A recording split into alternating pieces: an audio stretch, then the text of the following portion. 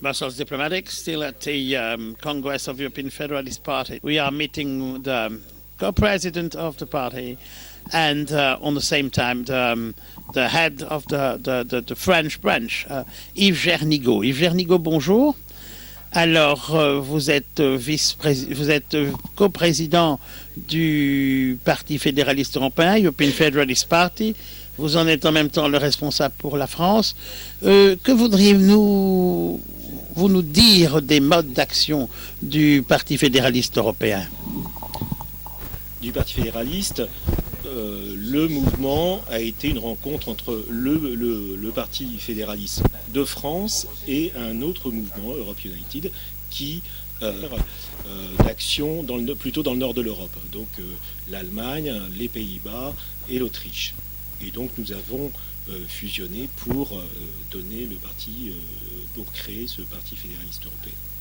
On est dans une période où les discours eurosceptiques sont quand même très présents dans les médias et vous prenez le contre-pied de cela au sein du Parti fédéraliste européen. Oui, alors plus précisément, nous pensons, que ces discours de retour sur soi, ces discours nationalistes, souverainistes, dans la période troublée que nous connaissons, est tout à fait explicable et tout à fait logique. Est-ce que c'est acceptable? Nous ne le pensons pas. C'est clair que pour nous, ça ne peut pas représenter une solution politique, ce repli vers soi et ce retour aux États-nations. Ceci étant dit, je veux dire, les citoyens européens, une grande partie des citoyens européens ne sont absolument pas convaincus des politiques européennes, ni même des institutions. Je pense que ces institutions et ces politiques mènent des politiques un petit peu éloignées des préoccupations des citoyens européens et de leurs préoccupations de tous les jours auxquelles il faut répondre. Et nous pensons, contrairement aux souverainistes, que l'Europe peut apporter des solutions aux problèmes des citoyens.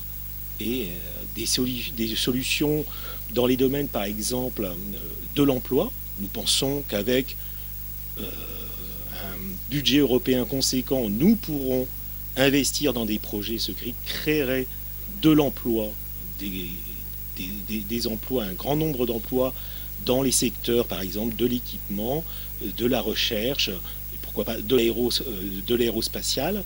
Nous pensons aussi que sur les sujets de sécurité, par exemple, l'Europe a encore fort à faire et je pense que nous plaidons pour, par exemple, un corps européen de garde-côtes ou un corps européen de police qui pourrait assurer beaucoup plus de sécurité autour et au sein du territoire européen.